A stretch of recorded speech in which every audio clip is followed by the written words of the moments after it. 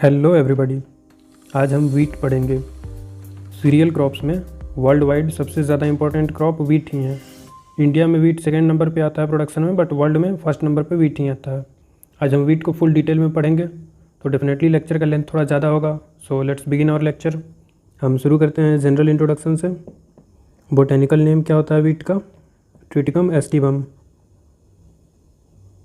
Triticum aestivum botanical name को हम separately underline करते हैं। फैमिली क्या होता है? सारे सीरियल्स का कॉमन है, पोएसी फैमिली। इसे हम ग्रैमिनी फैमिली भी बोलते हैं। और ओरिजिन की बात करते हैं। वीट का ओरिजिन होता है south west Asia. South west Asia. Rice का है south east Asia. Sugarcane का भी साउथ ईस्ट है, लेकिन वीट का भी साउथ वेस्ट है। बार्ली का भी साउथ वेस्ट है। अब हम प्रोडक्शन की बात करते हैं। वर्ल्ड में अगर बात करें एरिया और प्रोडक्शन का, ओके, एरिया सबसे ज़्यादा किसके पास है? इंडिया के पास। वीट प्रोडक्शन के लिए एरिया सबसे ज़्यादा किसके पास है? इंडिया के पास। और सबसे ज़्यादा प्रोडक्शन कौन करता है वीट का? चाइना। ओके, अब इंडिया में बात करें। इंडिया में प्रोडक्शन एंड एरिया कौन से स्टेट में है? सबसे ज़्यादा यूपी में है, देन है मध्य प्रदेश में। और प्रोडक्टिविटी और प्रोडक्शन में अंतर पता है ना? प्रोडक्शन मतलब उस पूरे स्टेट से कितना प्रोड्यूस हो रहा है वीट, और प्रोडक्टिविटी का मतलब कि पर हेक्टेयर कितना प्रोड्यूस हो रहा है। तो इसमें सबसे ज़्यादा आता है Punjab,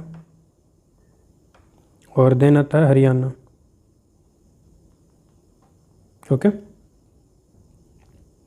let's move forward. General introduction ही है इसमें भी। वीट जो है वो C3 प्लांट है। कैसा प्लांट है? C3 प्लांट है, और लॉन्ग डे प्लांट है। लॉन्ग डे प्लांट है, सेल्फ पॉलिनेटेड प्लांट है। C3 प्लांट है, इसमें C3 साइकिल चलता है। लॉन्ग डे प्लांट यानी डे आवर, इसको डे लेंथ 12 आवर्स से ज़्यादा चाहिए। सारे रबी क्रॉप लॉन्ग डे प्लांट ही होते हैं, सारे रबी क्रॉप। और सारे खरीफ शॉर्ट डे प्लांट होते हैं। आपको सिर्फ डे न्यूट्रल याद रखना है। डे न्यूट्रल में भी मोस्ट कॉमनली सनफ्लावर ही आता है। और यह सेल्फ पॉलिनेटेड प्लांट है, यानी कि male and female reproductive organ same plant पे प्रेजेंट होते हैं, और सेल्फ फर्टिलाइजेशन हो जाता है इसमें। ओके, देन हम बात करेंगे इन्फ्लोरेसेंस की। इन्फ्लोरेसेंस को क्या बोलते हैं? स्पाइक या फिर ईयर बोलते हैं। इन्फ्लोरेसेंस क्या होता है? ये जो दिख रहा है ना, इसी को बोलते हैं इन्फ्लोरेसेंस। विजिबल नहीं होगा मे बी, बट ये दिख रहा है ना, इन्फ्लोरेसेंस इसी पार्ट को बोलते हैं। मूविंग फॉरवर्ड, इन्फ्लोरेसेंस की बात कर ली हमने। अब फ्रूट टाइप की बात करते हैं। फ्रूट टाइप या फिर सीड को हम लोग क्या बोलते हैं? सारे सीरियल्स में कॉमन होता है, कैरियोप्सिस बोलते हैं। ओके, टेस्ट वेट वीट का कितना होता है? 40 ग्राम होता है। Test weight of wheat is 40 gram. And wheat में मोस्ट कॉमनली जो वीट पाया जाता है वो कौन सा होता है? Phalaris minor. तो फैलेरिस माइनर का भी टेस्ट वेट कभी कभी पूछ लिया जाता है। टेस्ट वेट ऑफ फैलेरिस माइनर, इसका टेस्ट वेट होता है 2 ग्राम। टेस्ट वेट क्या होता है पता है ना? टेस्ट वेट होता है वेट ऑफ 1000 सीड, और एक होता है seed index. Test weight use किया जाता है स्मॉल सीड्स के लिए, सीड इंडेक्स यूज किया जाता है बोल्ड सीड्स के लिए। सीड इंडेक्स क्या होता है? 100 सीड का वेट। ये वेट है 1000 सीड का, और सीड इंडेक्स 100 सीड का वेट है। ओके, यहीं पे एक और पॉइंट देख लेते हैं, dwarfing gene. Dwarfing gene wheat में कौन सा यूज होता है? नॉरिन 10। नॉरिन 10 एक्चुअली एक वैरायटी का नाम है, जिसके अंदर से ड्वार्फिंग जीन निकाला गया था, तो जीन का भी नाम हम लोगों ने नॉरिन 10 ही रख दिया। सबसे पहले यह वैरायटी कहाँ पाई गई थी? जापान में। अब वीट के स्पीसीज़ की बात करेंगे। वीट के स्पीसीज़ को मेनली 3 ग्रुप्स में क्लासिफाई किया गया है। कौन कौन सा? हेक्साप्लोइड, टेट्राप्लोइड एंड डिप्लॉयड। हम तीनों के बारे में देखेंगे डिटेल में। हेक्साप्लॉयड में 2n इक्वल्स टू 42 होता है, टेट्राप्लॉयड में 2n इक्वल्स टू 28 होता है, और डिप्लॉयड में 2n इक्वल्स टू 14 होता है। ओके, 2n को हम हेक्साप्लॉयड में, हेक्सा मतलब 6 होता है, इसको 6x लिखते हैं, टेट्राप्लॉयड को 4x लिखते हैं, डिप्लॉयड को 2x ही लिखते हैं। अब ये x क्या है, इधर हम यहाँ समझ लेते हैं इसको। ये x और n समझना है। x को हम लोग बोलते हैं basic chromosome number, basic chromosome number, और n को बोलते हैं गैमेटिक क्रोमोसोम नंबर। ये बेसिक क्रोमोसोम नंबर होता है, ऑलवेज सेम होता है, चाहे वो डिप्लॉयड ऑर्गेनिज्म हो या ट्रिप्लॉयड ऑर्गेनिज्म हो। यहाँ भी x का वैल्यू 14 ही है, सॉरी x का वैल्यू तो 7 है ना, यहाँ भी x का वैल्यू 7 है, यहाँ भी x का वैल्यू 7 है, यहाँ भी x का वैल्यू 7 है। और n क्या होता है, ये गैमेटिक क्रोमोसोम नंबर होता है। ये हमेशा होता है डिप्लॉयड या फिर पॉलीप्लॉयड, जो भी है उसका हाफ नंबर हो जाता है। यहाँ 42 है तो यहाँ n का वैल्यू कितना है, 21, यहाँ पे n का वैल्यू कितना है 14, और यहाँ पे n का वैल्यू कितना है 7। So you can see n का वैल्यू तो वेरिएबल है, वो टोटल नंबर ऑफ क्रोमोसोम के आधा होता है, बट x जिसे हम गैमेटिक बेसिक क्रोमोसोम नंबर बोलते हैं वो हमेशा फिक्स होता है। उसका डिप्लॉयड हो, टेट्राप्लॉयड हो, पॉलीप्लॉयड हो, हमेशा वैल्यू फिक्स होता है। ओके, अब हम मोस्ट कॉमन एग्जांपल्स की बात कर लेते हैं तीनों की। हेक्साप्लॉयड में आता है सबसे कॉमन जो हम मेनली पढ़ते हैं, ट्रिटिकम एस्टिवम। एक और एग्जांपल देख लेते हैं, ट्रिटिकम एस्फेरोकोकम।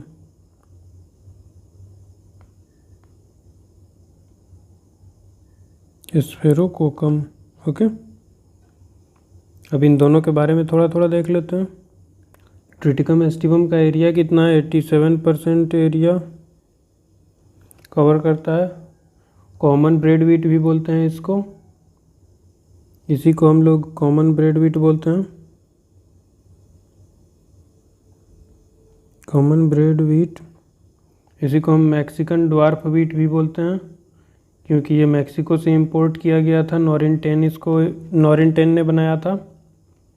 और ट्रिटिकम एस्फेरोकोकम को स्मॉल ग्रेन्स, इसमें स्मॉल ग्रेन्स होते हैं, इसको क्लब वीट बोलते हैं। ओके, इसको क्या बोलते हैं, club wheat. Indian dwarf wheat इसी को बोलते हैं, इंडियन ड्वार्फ वीट। ज़्यादा नहीं देखेंगे इनके बारे में, 2 पॉइंट्स काफ़ी है। फिर हम टेट्राप्लॉयड का एग्जांपल देखते हैं। इसके एग्जांपल में आता है ट्रिटिकम ड्यूरम, ट्रिटिकम ड्यूरम। एक और एग्जांपल देख लेते हैं, ट्रिटिकम डाइकोकम, ट्रिटिकम डाइकोकम। अब इन दोनों के बारे में थोड़ा देख लेते हैं। ये ट्रिटिकम ड्यूरम 12% एरिया कवर करता है, और डाइकोकम 1% एरिया कवर करता है। और ट्रिटिकम ड्यूरम को हम लोग बोलते हैं मैक्रोनी वीट, क्योंकि अब पास्ता और मैक्रोनी बनाने में यूज किया जाता है, तो इसको हम लोग बोलते हैं मैक्रोनी वीट। और ट्रिटिकम, इसमें क्रोमोसोम नंबर तो 28 होता है, पता ही है। ट्रिटिकम डाइकोकम को हम लोग कॉमनली क्या बोलते हैं, ईमर वीट, ईमर वीट। ओके, अब डिप्लॉयड का एग्जांपल देख लेते हैं। इसमें आता है ट्रिटिकम मोनोकोकम,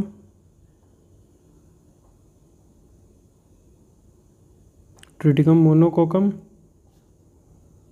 एक ही एग्जांपल रहने दें, एक और देख लेते हैं, ट्रिटिकम एजिलोप्लॉयडी, एजिलोप्लॉयडी। ट्रिटिकम मोनोकोकम को इनकॉर्न व्हीट बोलते हैं। क्या बोलते हैं? लिख लो इसको, इनकॉर्न व्हीट, इनकॉर्न व्हीट। ओके, स्पीसीज में हमें इतना ही पढ़ना था। मूविंग फॉरवर्ड, रूट, स्टेम और लीफ। इससे पहले हम थोड़ा प्रोटीन के बारे में इसके जान लेते हैं। जनरल इंट्रोडक्शन में ही पढ़ना था हमें, यहीं पे देख लेते हैं। व्हीट में जो प्रोटीन पाया जाता है, कौन सा प्रोटीन होता है? ग्लूटीन प्रोटीन होता है। व्हीट में जो प्रोटीन पाया जाता है वो ग्लूटीन प्रोटीन होता है। ये कितना होता है व्हीट में? 8 to 10% होता है ग्लूटीन प्रोटीन व्हीट में। ओके, हाईली डाइजेस्टेबल प्रोटीन होता है। ग्लूटीन प्रोटीन जो है हाईली डाइजेस्टेबल है।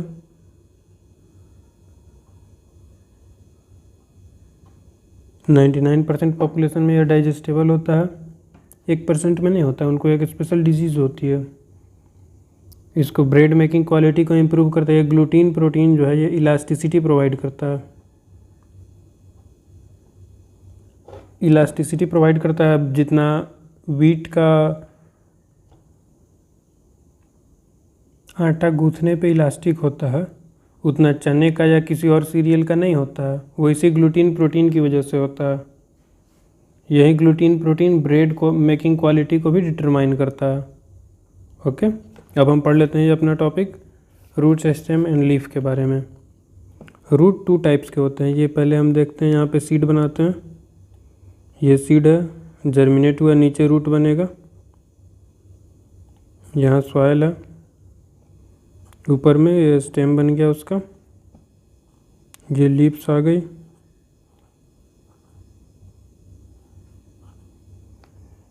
ये सॉयल है। ओके, ये सीड है आपका। सबसे पहले जो रूट बनता है उसको हम लोग बोलते हैं सेमाइनल रूट। ये सेमाइनल रूट होता है, और सेमाइनल रूट से भी लेटरल ब्रांचेज निकलती हैं, उनको हम बोलते हैं लेटरल रूट। और ये जर्मिनेशन के 21 डेज बाद, 20 to 25 डेज के बीच यहाँ पे फिर ऊपर में रूट बनता है सॉइल के जस्ट नीचे। इसे हम लोग बोलते हैं क्राउन रूट। क्राउन रूट कब बनता है? 21 डेज आफ्टर सोइंग बनता है। पहला लीफ जो आता है उसको हम लोग फर्स्ट टीलर बोलते हैं, फर्स्ट टीलर। तो रूट 2 तरह का होता है, एक तो ये हो गया सेमाइनल रूट और दूसरा क्राउन रूट हो गया। रूट एक होता है सेमाइनल, या फिर इसी को हम लोग सीड रूट भी बोलते हैं, क्योंकि डायरेक्ट सीड से तो यही निकल रहा है। और दूसरा रूट होता है क्राउन या फिर एडवेंटिशियस रूट। क्राउन या फिर लोअर नोड से निकलता है, इसलिए इसको एडवेंटिशियस रूट बोलते हैं। और स्टेम के बारे में क्या ही जानना है, स्टेम में नोड्स एंड इंटरनोड्स होते हैं। नोड्स एंड इंटरनोड्स होते हैं, वही स्टेम का पहचान होता है। ये नोड्स और इंटरनोड्स आपको शुगर केन में क्लियरली विजिबल होते हैं। और अब लीफ की बात कर लेते हैं, थोड़ा सा लीफ के बारे में देख लेते हैं। फ्लैग लीफ, फ्लैग लीफ जो होता है वो मैक्सिमम फोटोसिंथेसिस करता है।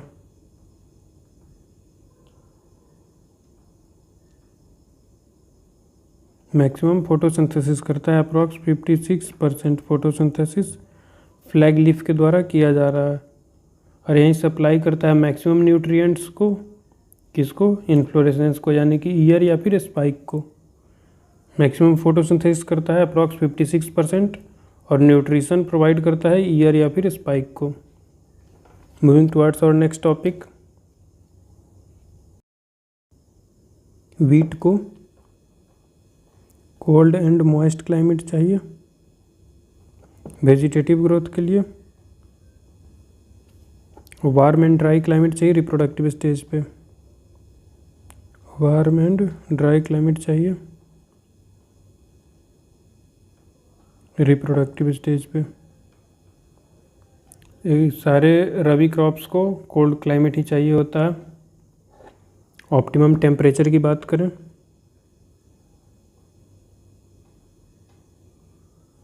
ऑप्टिमम टेम्परेचर अगर हम बात करें जर्मिनेशन के लिए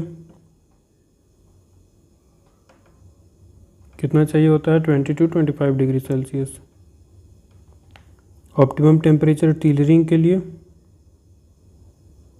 वीट एक टीलर क्रॉप है, 16 to 20 डिग्री सेल्सियस चाहिए होता है। वेजिटेटिव ग्रोथ के लिए 20 to 23 डिग्री सेल्सियस चाहिए होता है। ग्रेन फिलिंग या फिर रिप्रोडक्टिव स्टेज के लिए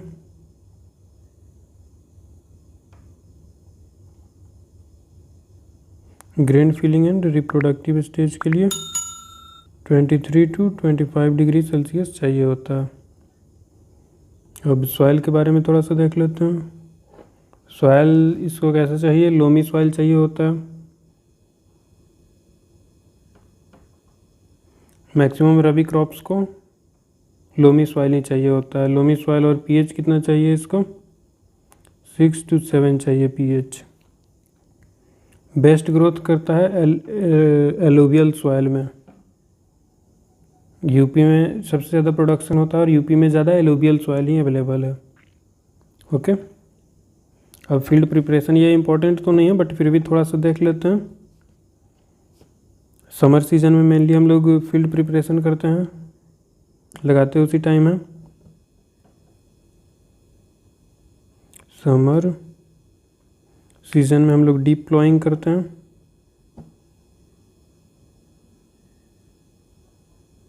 डीप प्लॉइंग करते हैं। अब हर ईयर तो डीप प्लॉइंग करेंगे नहीं, सिर्फ प्लॉइंग करेंगे, लेकिन डीप प्लॉइंग हम करते हैं 3 से 4 ईयर के इंटरवल पे।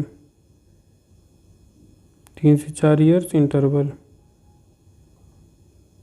3 से 4 ईयर के इंटरवल पे हम डीप प्लॉइंग करते हैं। किससे, एमबी प्लॉव से। एमबी प्लॉव से डीप प्लॉइंग करते हैं। 2 से 3 बार कल्टीवेटर का यूज़ करते हैं।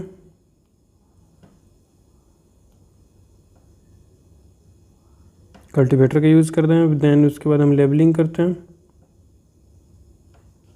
और फील्ड प्रिपरेशन में ही हम FYM भी यूज करते हैं, 10 to 12 टन्स पर हेक्टेयर। ये आपका फील्ड अब रेडी हो गया। नेक्स्ट स्टेप आता है सोइंग। तो सोइंग के लिए कौन कौन से मेथड यूज करते हैं उनको हम देखेंगे। सबसे कॉमनली यूज्ड मेथड है ड्रिल मेथड या फिर सीड ड्रिल मेथड। सबसे पहला तो हो गया ड्रिल या फिर सीड ड्रिल मेथड। सीड कम फर्टिलाइज़र ड्रिल का आजकल यूज किया जाता है। सीड के साथ साथ हम फर्टिलाइज़र भी दे देते हैं साथ ही साथ। मोस्ट कॉमनली यूज्ड मेथड यही है और बेस्ट मेथड भी यही है। और ट्रेडिशनली यूज्ड मेथड जो है वह ब्रॉडकास्टिंग। अब तो बहुत कम, रेयरली यूज किया जाता है broadcasting method. Third important method है डिबलिंग मेथड। डिबलर का यूज करके हम करते हैं डिबलिंग मेथड। इसमें हम डिबलर का यूज करते हैं। डिबलर का यूज करने पे प्लांट टू प्लांट डिस्टेंस और डेप्थ दोनों फिक्स कर सकते हैं हम डिबलर के हेल्प से। फिर हम नेक्स्ट मेथड है सोइंग का furrow irrigated raised bed method. Furrow irrigated raised bed method. और नेक्स्ट मेथड है ट्रांसप्लांटिंग हम करते हैं। और नेक्स्ट मेथड आता है behind the plough method. Behind the plough method. इसमें 2 तरीके होते हैं। एक तो केरा मेथड का यूज करते हैं इसमें, और दूसरा हम लोग यूज करते हैं पारा method.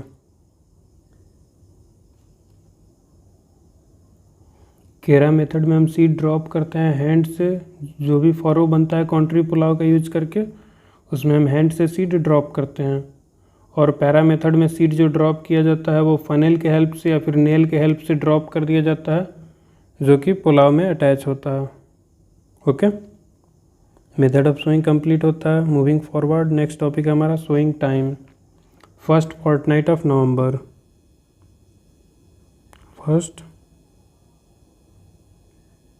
Fortnite of November.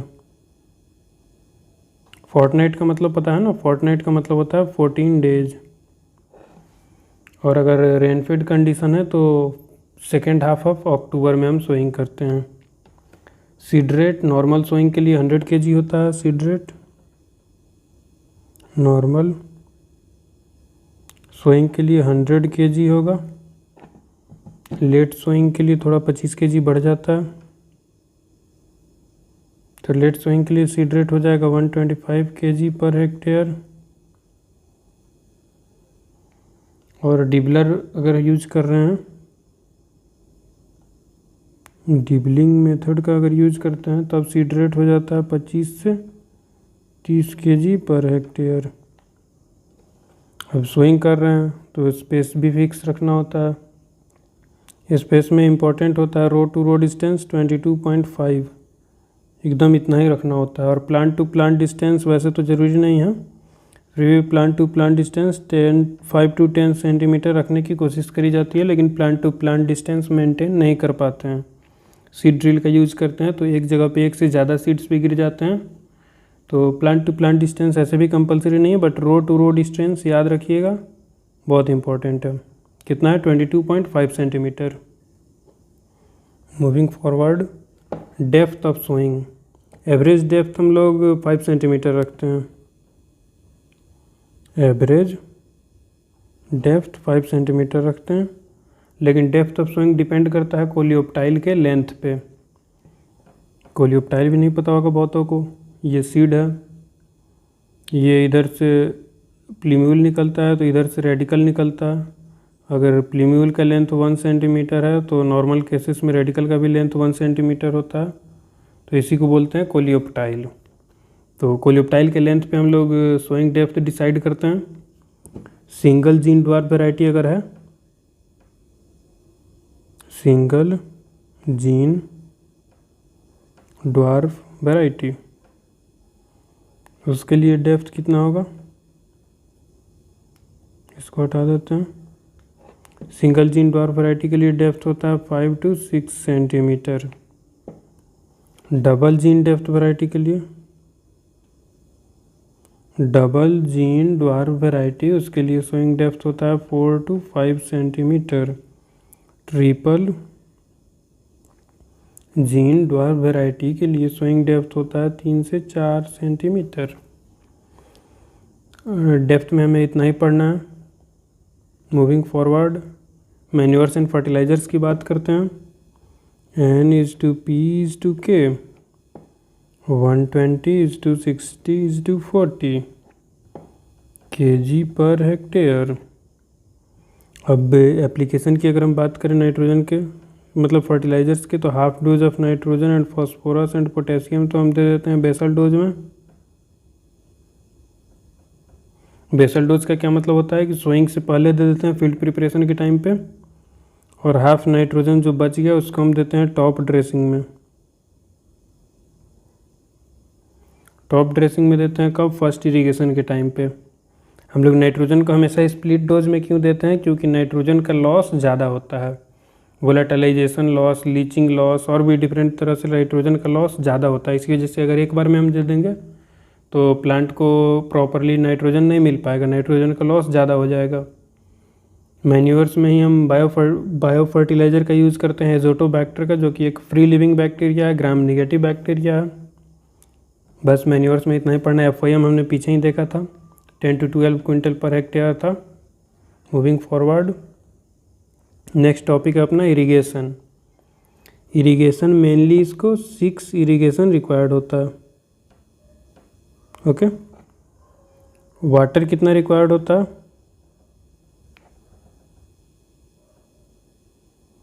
Total 6 irrigation में हमें 450 to 650 mm ऑफ वाटर देना होता है। और वाटर यूज इफ़िशियंसी कितनी होती है इसकी? Water use efficiency 12.6 kg hectare पर mm। और वाटर यूज इफ़िशियंसी की हम बात करें तो maximum water use efficiency, water use efficiency maximum किसकी होती है? फिंगर मिलेट की। देन होती है वीट की।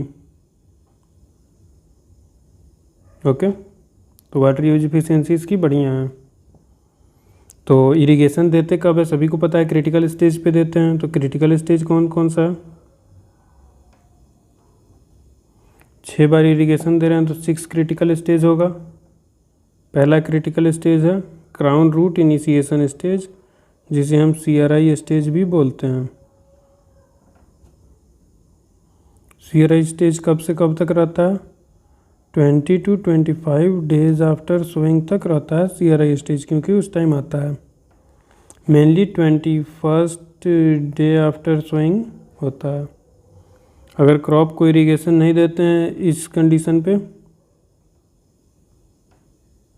CRI स्टेज पे इरिगेशन नहीं मिला प्रॉपरली, तो 40% यील्ड में लॉस हो जाता है। ये भी इम्पोर्टेंट पॉइंट है, ध्यान रखना है। नेक्स्ट स्टेज होता है tillering stage. Tillering stage, tillering stage कब से कब तक होता है? 40 to 45 डेज आफ्टर सोइंग तक होता है tillering stage.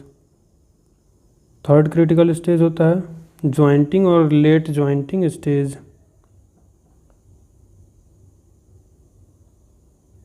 Jointing stage, jointing या फिर लेट ज्वाइंटिंग दोनों बोलिए, वो कब तक होता है? Up to 60 to 65 days after sowing तक होता है ज्वाइंटिंग स्टेज। इसी को हम कंटिन्यू करेंगे आगे।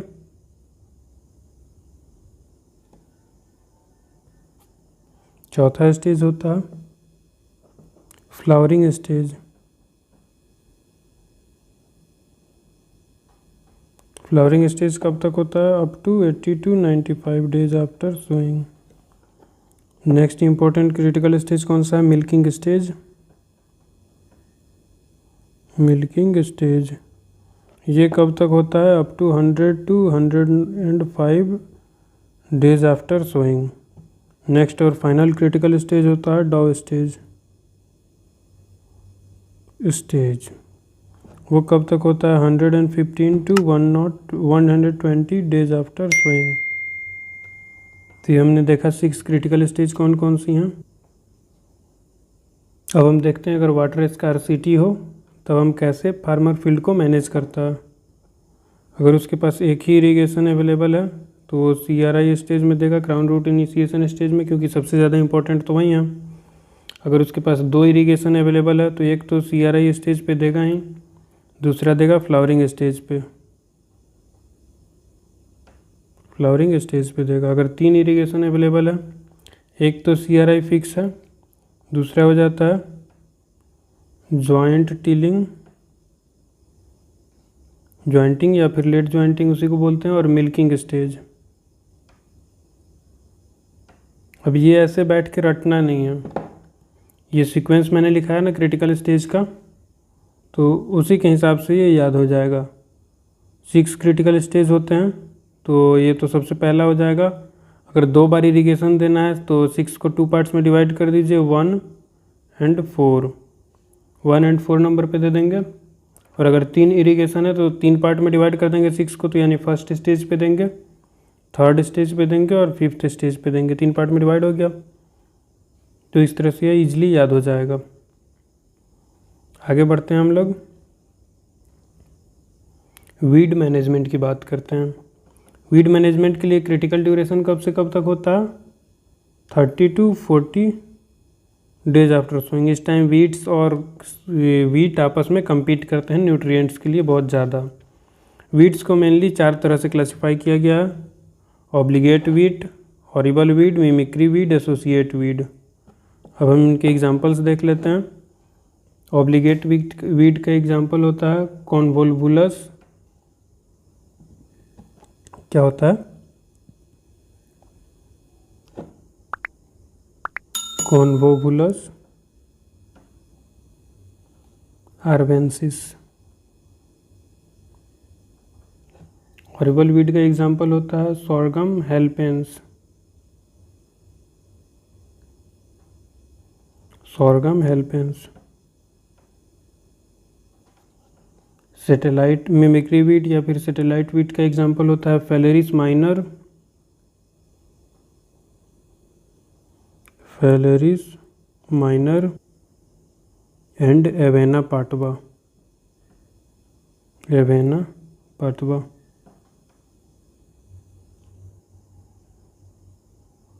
देन एसोसिएट वीट के एग्जांपल, एक तो फेलेरिस माइनर होता है, दूसरा एवेना पाटवा होता है और तीसरा चिनोपोडियम एल्बियम होता है। चिनोपोडियम एल्बियम, चिनोपोडियम एल्बियम को हम लोग एब्सोल्यूट वीट भी बोलते हैं। ओके, अब वीडीसाइड यूज़ करते हैं। प्री इमर्जेंस वीडीसाइड का एग्जांपल क्या हो जाएगा? पेंडिमिथाइलिन,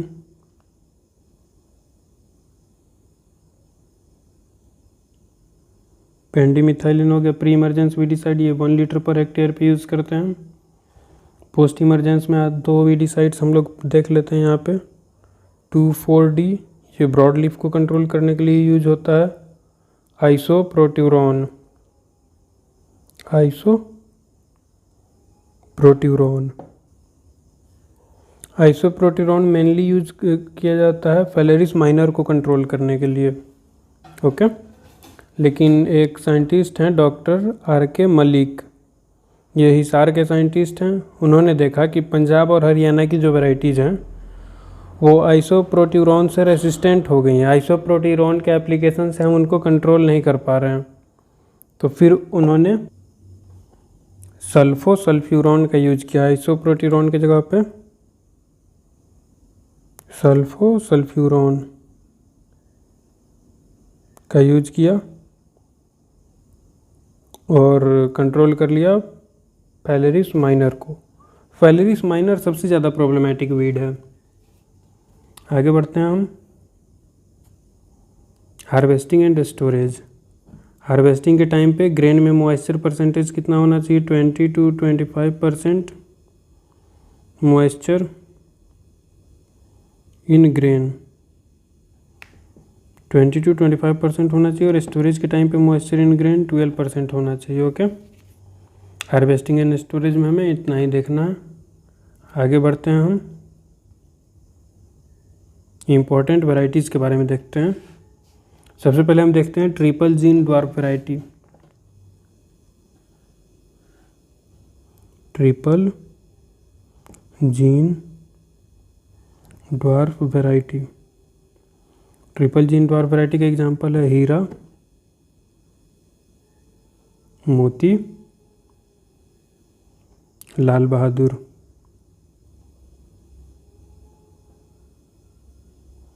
और भी हैं जैसे जवाहर, संगम, लेकिन ये 3 आप लोग याद रखिए, सफिशिएंट है। नेक्स्ट हम देखते हैं double gene dwarf variety. Double gene dwarf variety, उसका एग्जांपल हो जाएगा कल्याण सोना, कल्याण सोना, सोनोरा 64, सोनोरा 64। और भी वैरायटीज है, छोटी, लरमा, अर्जुन, जनक, लेकिन आप लोग ये 2 याद रखिए, सफिशिएंट है। और अब देखते हैं हम लोग next single gene dwarf variety. Single gene dwarf variety, तो उसका एग्जांपल देखिएगा ध्यान से। इसमें आता है लरमा रोजा 61, लरमा रोजा 61, सुजाता। नेक्स्ट इंपॉर्टेंट एग्जांपल है इसमें सोनालिका। अब हम लोग देखते हैं वैरायटीज़ में mutant variety.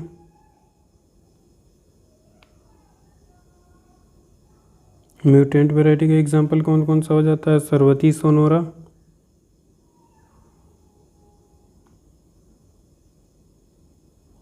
Next example important example है पूसा लरमा।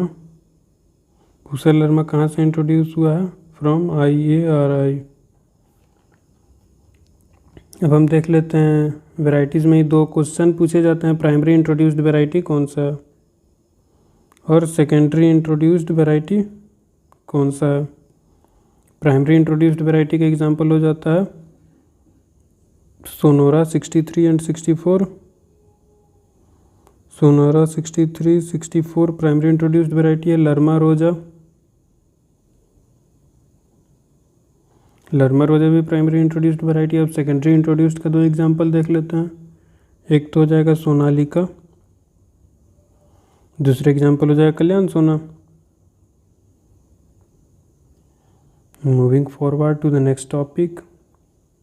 नेक्स्ट टॉपिक है डिजीजेज इन वीट। डिजीजेज से पहले हम देख लेते हैं सीड ट्रीटमेंट के लिए क्या यूज़ था।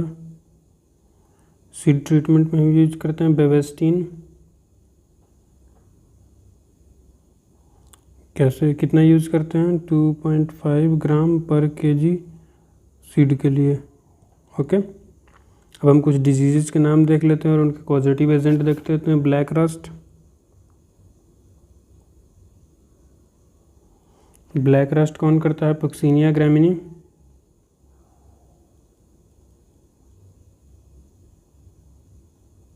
नेक्स्ट इंपॉर्टेंट डिजीज है येलो रस्ट, इसका कॉजेटिव एजेंट है पक्सीनिया स्ट्रीफोर्मिस।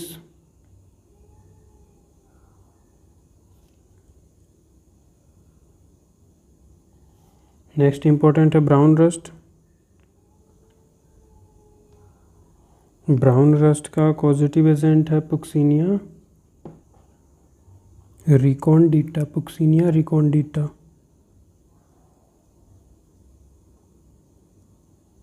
अब ये देखिए, ये और ये क्या है, स्टेम रस्ट है। स्टेम रस्ट ये है, leaf rust. Next important disease है ear cockle,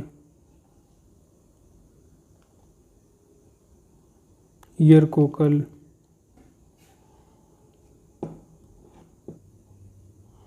This disease is caused by a nematode called Agrena triticale.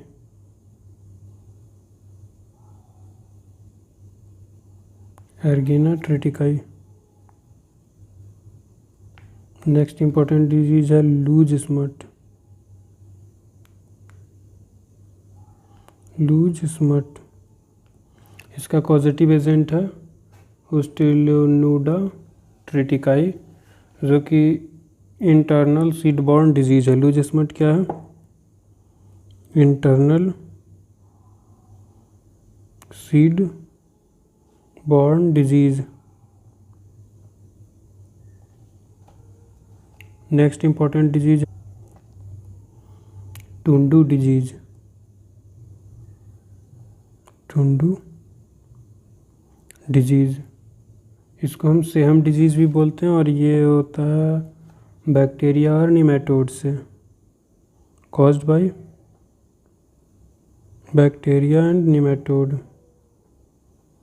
Disease तो बहुत सारी हैं, बट हम इतना ही इम्पोर्टेंट रखते हैं और फिर हम आगे बढ़ते हैं। कुछ इम्पोर्टेंट पॉइंट्स को हम डिस्कस कर लेते हैं। वीट को हम लोग बोलते हैं, वीट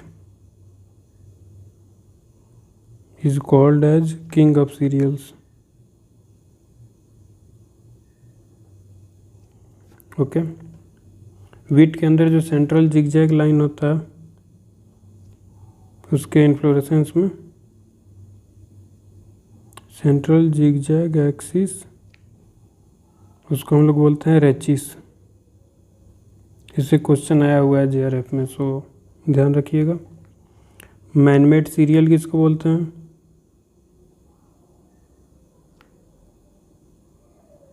मैनमेड सीरियल ट्रिटिकली को बोलते हैं। वैरायटी DT46 बनाया गया था। ट्रिटिकली बनता कैसे है, वीट एंड राई को क्रॉस करा के बनाया बाई रिम्पू नाम के साइंटिस्ट ने फर्स्ट टाइम बनाया था। रिम्पू नाम के साइंटिस्ट ने रिम्पू रिम्पू नाम के साइंटिस्ट ने फर्स्ट टाइम बनाया था ट्रिटिकली को। और अभी शायद तीन मैनमेड सीरियल्स हैं, मतलब 3 ट्रिटिकली के वैरायटीज़ हैं। Gene found in wheat for dwarfness कौन कौन सा, पीछे आपने देखा था नॉरिन 10, एक RH1 और RH2 भी रिसेंटली यूज्ड जीन है जो कि ड्वार्फनेस कॉज करता है। और वीट लार्जेस्ट स्टेपल फूड होता है पूरे वर्ल्ड में अगर हम बात करें तो सबसे ज़्यादा प्रोडक्शन होता है वीट का, देन होता है राइस का वर्ल्ड में। और अगर इंडिया में बात करें सबसे ज़्यादा होता है राइस का यानी पैडी, देन होता है वीट का प्रोडक्शन। वर्ल्ड में वीट रैंक 1 पे है बट इंडिया में 2nd नंबर पे है। सो इतना ही रखते हैं, पॉइंट्स तो और भी बहुत सारे हैं बट इम्पोर्टेंट पॉइंट्स इतने ही हैं। So let's conclude our lecture of wheat here. ऐसे भी बहुत ज़्यादा लंबा लेक्चर हो गया, सो इतने पेशेंस के साथ देखने के लिए thanks very much. See you in the next lecture. Till then, keep studying and keep smiling. Thank you. Have a nice day. Bye bye.